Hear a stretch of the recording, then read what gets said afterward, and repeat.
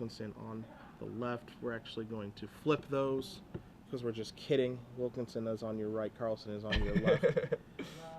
See, the magic of live TV. We can fix anything. We can do anything. We have the technology. All you got to do is believe. That's it.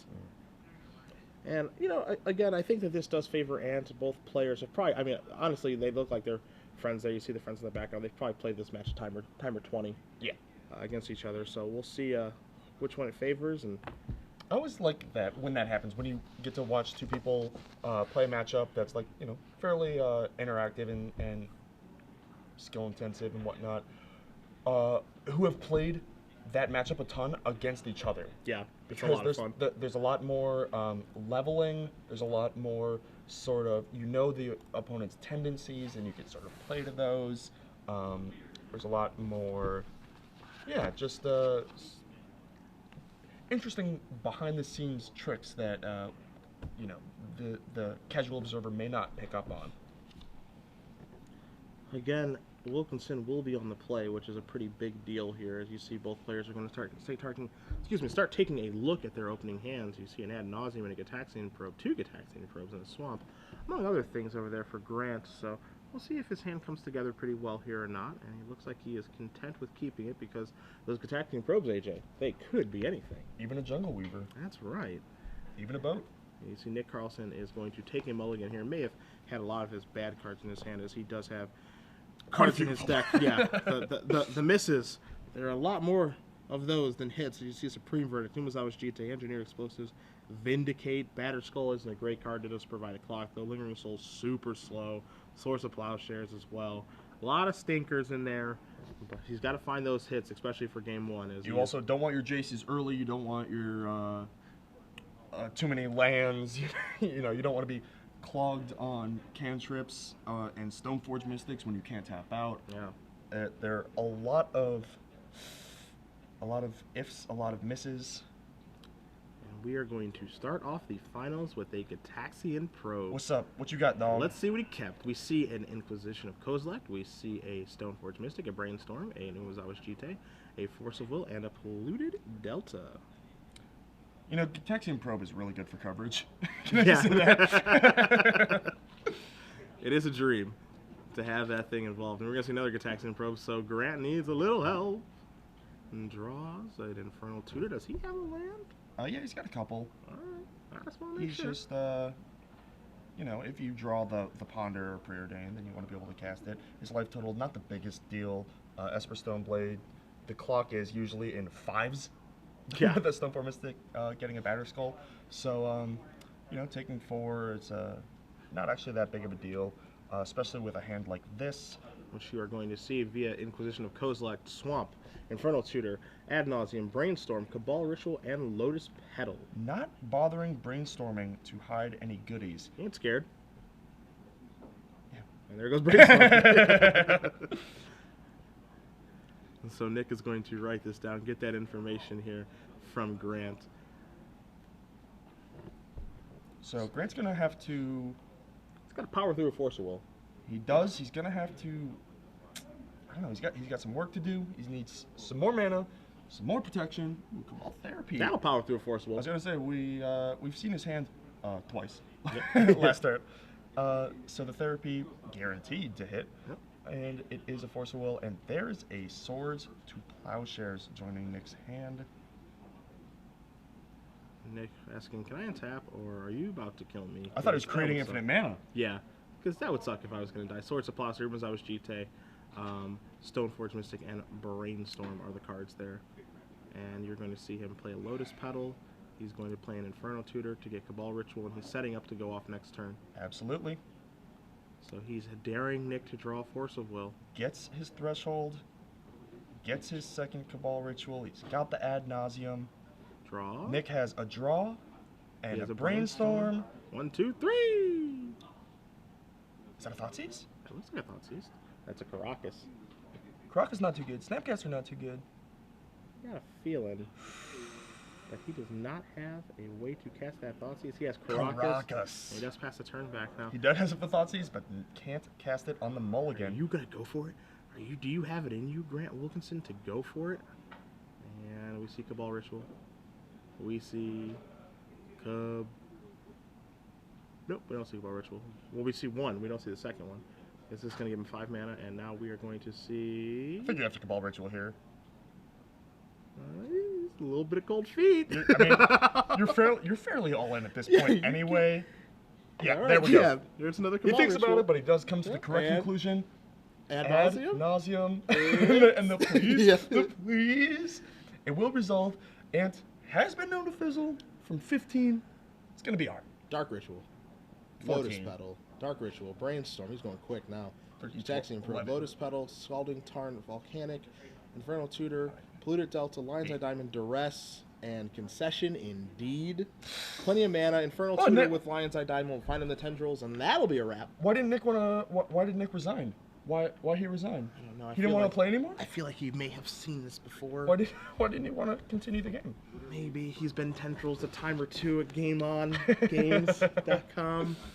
As we're gonna cut back to the booth here. .org, .net, get you a full year of premium out here before we cut back to what might be another bloodbath of a game. Premium time, of course. Full year. Gonna ask you a question. You're gonna hashtag the answer to hashtag SCG Premium. We'll select one winner again about accuracy, not speed. And that question will be: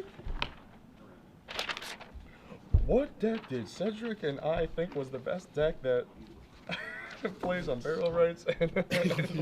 I'm not gonna ask another junk animator question. Come on now, you're better. Are you giving the answer?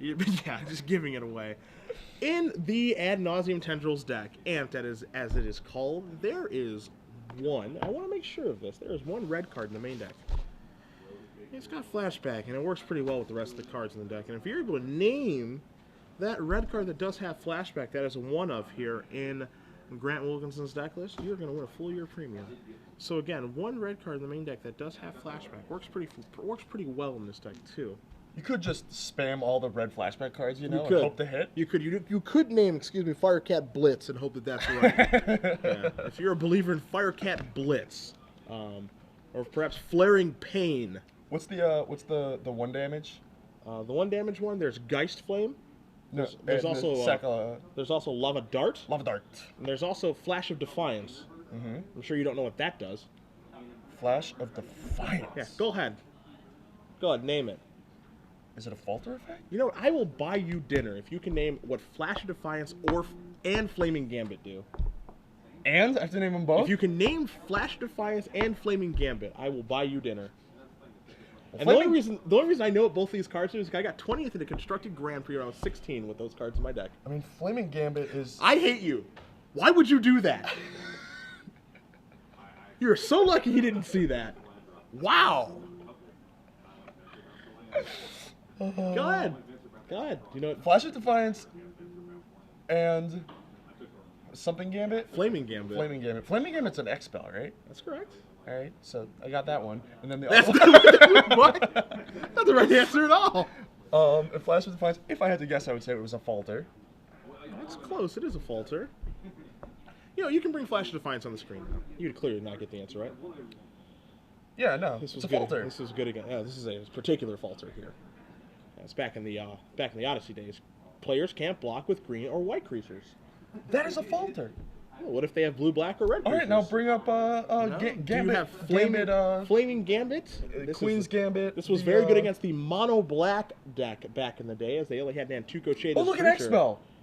I can't wait for dinner. It's going to be great. Yep. I see Ryan O'Connor over there. We're going to go out for his birthday. 7-Eleven is still open. They have some of the best hot dogs out there. I think they're doing the 2 for $1 special right now. And, you know, I got a couple dollars in my wallet, so I don't mind. How many you want? 5, 6? Good guy. I don't mind. They're probably brand new right off those rollers, aren't they? Yeah, I'll take a few and I'll just throw them at your face. Hostile behavior. Yeah. Taking a look at the sideboards here very quickly as the players have shuffled up. The Ant deck, we've seen Grant's sideboard in Chain of Vapor before. I wouldn't be surprised to see it come in as well. Cabal Therapy, number 4 is certainly going to come in. Or number 3, excuse me, has an additional one in the sideboard is going to come in. He has an additional copy of Tendrils Vagny. Not sure that he's going to need it. Other than that, he also has 3 copies of Carpet of Flowers and a Tropical Island, so he can go that route, make it so that he can generate mana that way. Well, I do believe that is the sort of anti-control plan. I think that Carpet of Flowers And there it is, it's in the sideboard for these types of matchups. Yep. And as for Nick Carlson, he does have 4 discard spells main, and he has an additional Inquisition and 2 Cabal Therapies in the board, going up to 7 discard spells, in addition to 2 Spell Pierces and 3 Geist of St. Traff to try and close the game out quickly. Much faster clock than his other creatures. So we see Stoneforge Mystic going to search up that Batterskull. Duress coming here from Wilkinson. And it sees a bunch of glare. Yeah. It looks like it just sees a bunch of. He just took the Batterskull. I was gonna say it's the Force of Will. Okay. Force of Will. The Batterskull should be in the hand, or no, he got the rest twice. Yeah. So these two players are. Can you tell they're familiar with each other because they're playing pretty quick? Yeah. And they're even playing. They're even just playing face up too.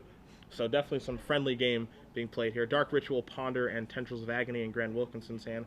We'll see what he does draw for the turn. And he's just going to play a Ponder.